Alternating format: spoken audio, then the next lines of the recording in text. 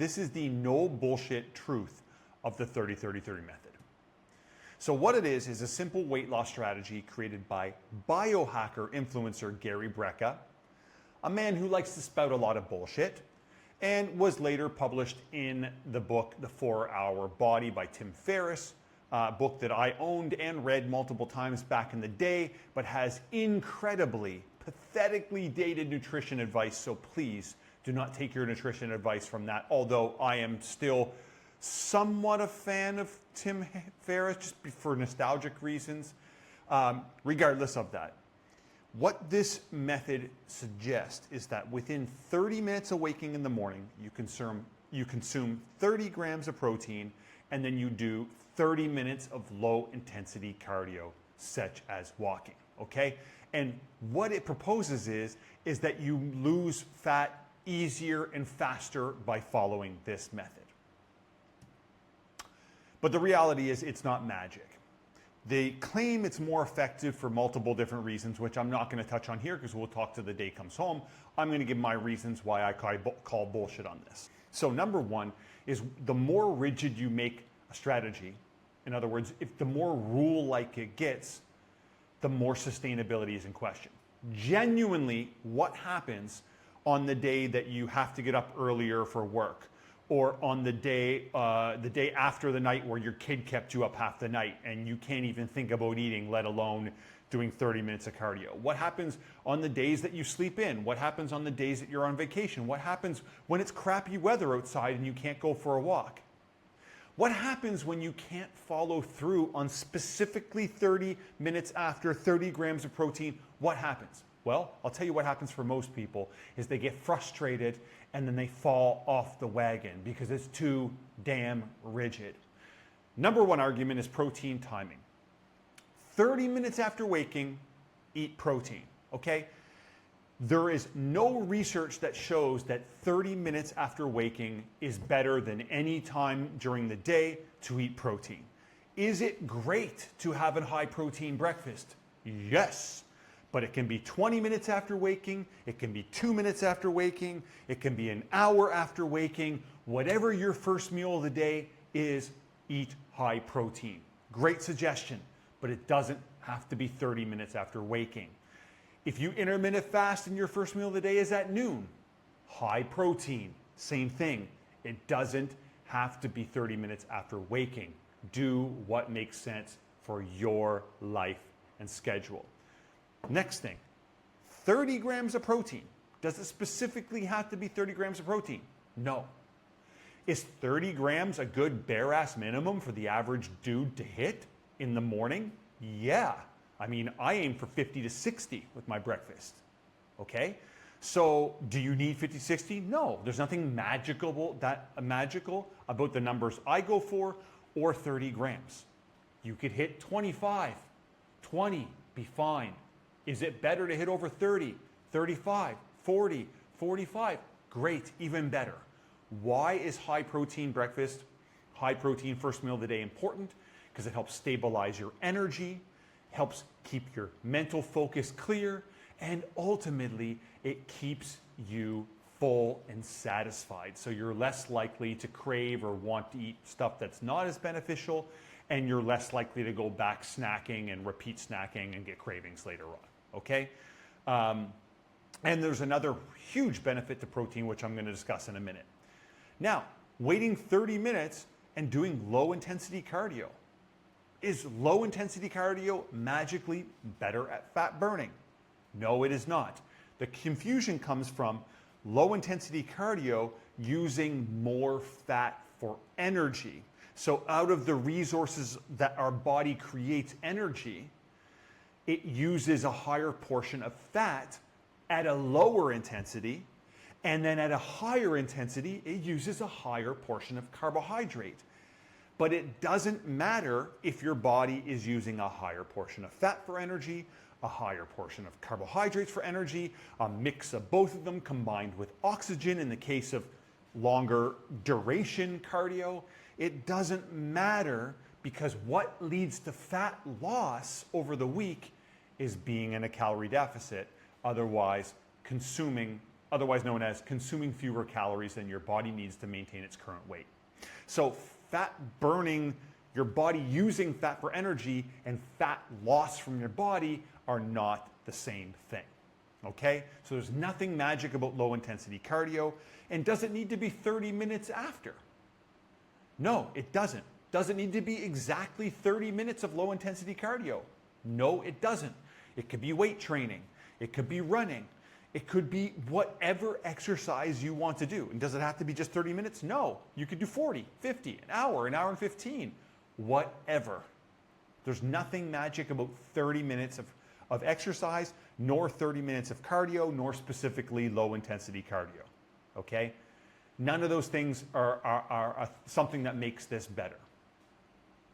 And does it have to be 30 minutes after eating protein? No, it doesn't. Just eat high protein in general, especially in the morning. Just exercise and you'll win. Okay? So when it comes to high protein diets, all high protein diets will help your fitness goals and your weight loss goals become easier. Okay? So you'll get great results just eating overall a high protein diet when you hit 0.7, 0.8 grams per pound, grams of protein per pound of your body weight. kg numbers there too, guys. So for most men, that's sufficient whether you have a fat loss goal, a muscle gain goal, or a body composition, which is fat loss and muscle gain at the same time or at the same priority level. And ultimately, timing of protein does not matter much. What matters the most is your total daily intake of protein. Okay? And I also want to stress that just because protein is important in the morning, it doesn't mean that you just eat protein in the morning, combine it with fiber and some fats and carbs for a well-rounded meal. Don't just wake up and just eat a chicken breast and just be like, cool, smell you later, or 6 eggs. No, eat things with it. Fiber, healthy fats, carbs. Now, exercise, when it comes to duration, doesn't matter much. Really, it's what makes sense for you, your energy levels, and your schedule. What matters most with exercise is how much effort you put in and how consistent you are with it. I'll repeat that again. What matters most for exercise is how much effort you put into it and how consistent you are with it, not how long you're doing it. And also, the time you walk or exercise doesn't matter at all. So, for instance, if you want to work out in the mornings and it works for your schedule and it works for your energy level, do it. If you want to do a midday, afternoon, evening, nighttime, do it. The time that you walk or exercise should be based on your life and your schedule, not some stupid rule that tells you that it has got to be 30 minutes after eating with no actual other benefit. If anything, more confusion and less sustainability. So for 40-plus-year-old men, I say down here, 40-plus-year-old men with a fat loss, muscle gain, or composition goal.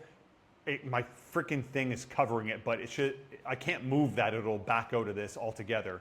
Glitch. My computer's being glitchy and very lethargic right now.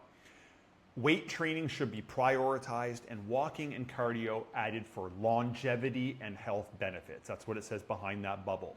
Weight training should be prioritized and walking and cardio added for longevity and health benefits, not for fat loss.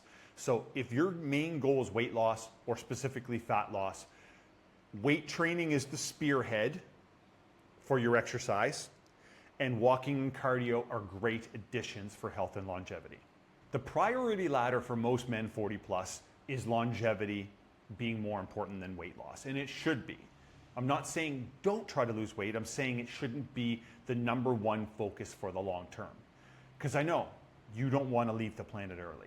You probably have kids, family, partners, people that love you, maybe even grandkids, or you want to have your kids that you want to see your grandkids get born and have quality of time with them in the future.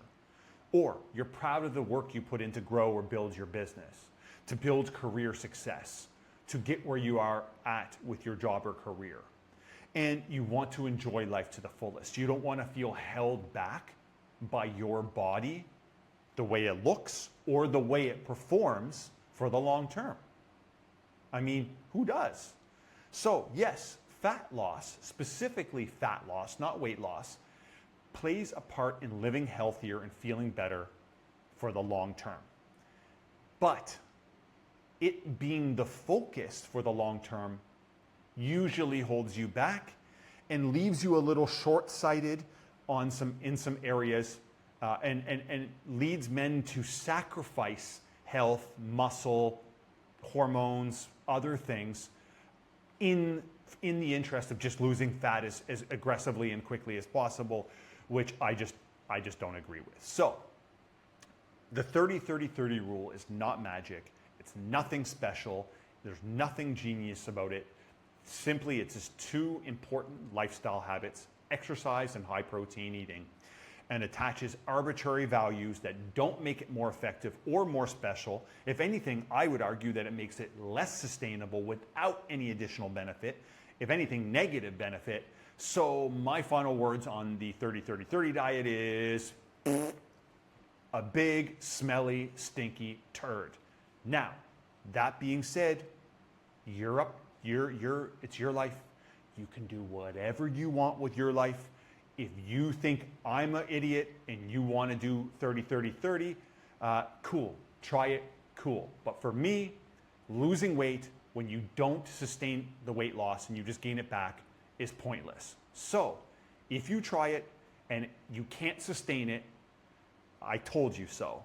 Come back here, hit me up on this video or hit me up on Instagram, and we'll talk and we'll put an actual structure into your life, and I'll show you exactly what it means and why it's going to work specifically for you in your life so that you can lose fat and keep it off sustainably for the long run while increasing your energy, productivity, testosterone, and long-term health.